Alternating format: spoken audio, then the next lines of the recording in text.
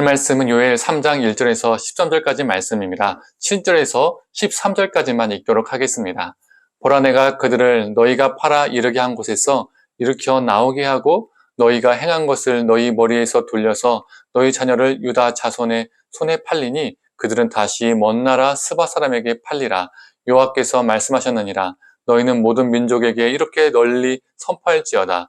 너희는 전쟁을 준비하고 용사를 격리하고 병사로 다 가까이 나와서 올라오게 할지어다. 너희는 보습을 쳐서 칼을 만들지어다. 낫을 쳐서 창을 만들지어다. 약한 자도 이르기를 나는 강하다 할지어다. 사면의 민족들아, 너희는 속히 와서 모일지어다. 여호와여, 주의 백성들로 그리로 내려오게 하옵소서. 민족들은 일어나서 요사박 골짜기로 올라올지어다. 내가 거기에 앉아서 사면의 민족들을 다 심판하리로다. 너희는 낫을 쓰라. 곡식이 익었도다. 와서 밟을지어다. 포도주 틀이 가득히 차고 포도주 독이 넘치니 그들의 악이 크미로다. 아멘. 아침 묵상을 들으시는 모든 성도님들에게 하나님의 은혜가 있기를 간절히 소망합니다. 요엘 1장은 이스라엘의 죄악을 고발하고 요엘 2장은 이스라엘이 하나님께 진정으로 회개할 때 그 회개 속에 역사하시는 하나님의 회복을 이야기하고 있습니다. 그렇다면 오늘 본문 3장은 무엇을 이야기하고 있을까요? 하나님을 향해 대적하는 자들에 대한 심판을 이야기하고 있습니다. 먼저 2절에서 6절은 그들의 죄악을 고발하고 있습니다. 이스라엘을 흩어버리고 하나님의 땅을 나누어 가졌습니다. 이스라엘 백성들을 포로로 끌고 가고 소년을 기생으로 팔고 소녀를 술과 맞바꾸어 마셨습니다. 노예로 팔았습니다. 또 성전에 있는 금은들을 빼앗아서 자신들의 신이 있는 신전으로 가져갔습니다. 하나님은 이러한 대적자들의 죄악을 기억하시고 그들의 행한 그대로 심판하실 것임을 선포하십니다. 그런데 여기에서 눈에 띄는 구절이 있습니다. 어떤 말씀일까요? 10절의 말씀입니다. 함께 읽어보도록 하겠습니다. 너희는 보습을 쳐서 칼을 만들지어다. 낫을 쳐서 창을 만들지어다. 약한 자도 이르기를 나는 강하다 할지어다.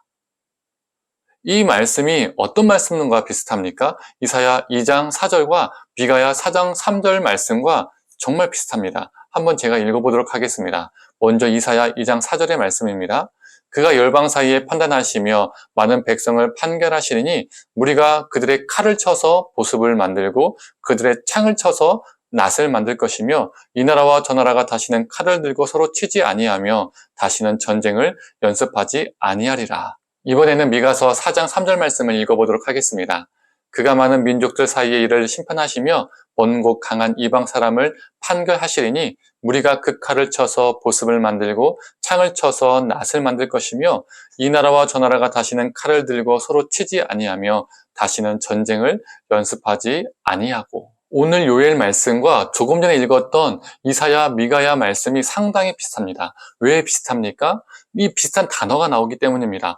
칼, 창, 보습, 낫, 이 단어들이요 나오죠. 그런데 또 이상한 부분도 있습니다. 왜 이상합니까? 단어의 배치가 다릅니다. 이사야와 미가는 칼을 쳐서 보습을 만들라고 말하는데 요엘은 보습을 쳐서 칼을 만들라고 말합니다. 또 이사야와 미가는 창을 쳐서 낫을 만들라고 말하는데 요엘은 낫을 쳐서 창을 만들라고 합니다. 그리고 이사야와 미가에서는 전쟁을 준비할 일이 없다. 즉 전쟁할 일이 없다. 전쟁이 없다라고 말하는데 요엘에서는 전쟁을 준비하라라고 말을 하죠. 같은 단어가 들어가고 비슷한 문장의 구조를 가지고 있는데 완전 다른 뜻의 문장입니다. 이사야와 미가서 말씀은 평화 종말론, 평화의 나라를 이야기하고 있습니다. 칼과 창처럼 사람을 죽이는 살상 무기가 보습과 낫 같은 농기구로 바뀌는 것입니다. 칼과 창을 녹여 없앤다는 것은 더 이상 전쟁을 할 필요 없는 평화가 임한다는 것이죠. 보습과 낫으로 농작물을 키우고 가족들과 감사하고 행복하게 그것들을 먹고 살아가는 것이죠. 생명을 보존하는 것입니다. 살상무기가 생명의 도구가 됩니다. 하나님의 백성들이 누리는 하나님의 나라를 말해주는 것입니다. 그러나 오늘 본문에서 하나님은 대적자들에게 거꾸로 선포하십니다. 보습을 칼로 만들고 낫을 창으로 만들어서 자신과 전쟁을 하자고 말씀하십니다. 이게 무슨 뜻입니까? 하나님은 대적자들에게 농기구까지 다 녹여서 너희들이 동원할 수 있는 그 모든 것을 다 동원해서 나와 전쟁을 준비해보라고 말씀하고 계신 것입니다. 이 말은 너희가 나와 전쟁을 해도 소용이 없다. 너희는 끝난다. 라고 말씀하시는 뜻입니다. 하나님의 대적자들은 하나님의 심판대 앞에 섰을 때 멸망을 당하지만 하나님의 백성들은 심판대 앞에 섰을 때 구원을 받습니다.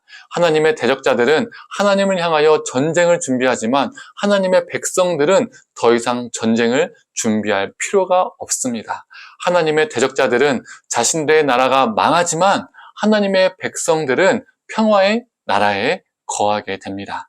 성도님들, 저와 성도님들 모두 하나님의 대적자가 아니라 참된 하나님의 백성으로 하루하루 살아가기를 간절히 원합니다. 하나님의 백성답게 살아냄으로써 우리 삶에 하나님의 나라, 평화의 나라가 임하고 확장되는 역사, 이 귀한 역사가 오늘 하루도 넘치기를 간절히 소망합니다. 함께 기도하겠습니다.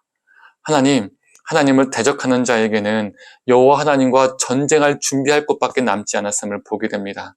그리고 그 전쟁은 그들이 이기는 전쟁이 아니라 그들이 질 수밖에 없는 전쟁, 오직 여호와 하나님만이 승리하시는 전쟁, 그들을 심판하시는 전쟁임을 보게 됩니다. 하나님, 우리가 하나님 앞에 대적하는 존재가 아니라 하나님 앞에 하나님의 백성답게 살아가는 존재로 살아가게 하여 주시옵소서.